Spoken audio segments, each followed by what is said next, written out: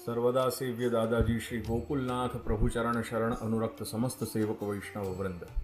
આજે શ્રી હરિદિવસના અનેક અનેક આશીર્વાદ અને શુભેચ્છાઓ। બાલબોધ ગ્રંથનું બીજું સૂત્ર ધર્માર્થ કામ મોક્ષાખ્યાશ્ચત્વારો અર્થાઃ। શ્રી મહાપ્રભુ આપણને જણાવે છે કે શાસ્ત્રીય ચિંતન અનુસાર પુરુષાર્થોનો નિર્ણય બે રીતે કરવામાં આવ્યો છે।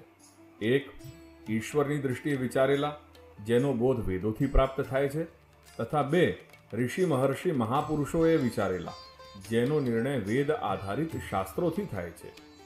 પુરુષાર્થનો મતલબ થાય છે પુરુષનો અર્થ એટલે કે પ્રયોજન અને સુવિચારિત પુરુષોન્મુખી કામનાઓ। તેથી મનુષ્યની વિકાસોન્મુખી અને સકારાત્મક સમસ્ત કામનાઓનું સંકલન પુરુષાર્થ શબ્દથી થઈ જાય છે। સનાતન શાસ્ત્રોની દૃષ્ટિએ અનંત બ્રહ્માંડાત્મક સમસ્ત સૃષ્ટિમાં અસ્તિત્વના પ્રત્યેક પાસાના નિયંત્રણ કરતા ભગવદ અંગરૂપ દેવતા સ્વીકારવામાં આવ્યા છે। તેથી પુરુષાર્થોના સ્વરૂપના મૂળમાં પણ મૂર્તિમાન દેવતાઓ રહેલા છે। ધર્મ પુરુષાર્થના દેવ ધર્મરાજ, અર્થના લક્ષ્મી, કામ પુરુષાર્થના દેવ કામદેવ અને મોક્ષના સંદર્ભમાં એવું સમજવું જોઈએ કે વિશ્વ અથવા સંસારની માયાથી નિવૃત્ત થતા જીવ ચૈતન્યને શુદ્ધ ચૈતન્ય રૂપમાં ભગવદ અંશપણે પોતાના સ્વરૂપનું પરિજ્ઞાન થતાં તે પોતે જ આત્મ ચૈતન્ય રૂપથી અધિદેવની શ્રેણીમાં આવી જાય છે।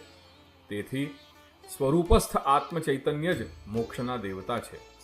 શ્રી મહાપ્રભુની દૃષ્ટિએ ધર્મ, અર્થ, કામ, મોક્ષ સંબંધી સમસ્ત સદકામનાઓ ત્યારે અને ત્યારે જ પુરુષાર્થ બને છે કે જ્યારે ધર્મ સંબંધી કામનાઓ સદ્ધર્મ સિદ્ધ કરાવતા કરાવતા સદઅર્થની ઉપલબ્ધિ સાથે જોડાઈ જાય અને સદઅર્થની કામનાઓ સદકામની ઉપલબ્ધિમાં જોડાઈ જાય અને છેવટે ધર્મ, અર્થ અને કામ આ ત્રણેય મળીને મોક્ષની સીડી સુધી પહોંચાડી દે તો જ આ સમસ્ત કામનાઓ વિકાસકારી, સાર્થક અને સફળ બની શકે છે।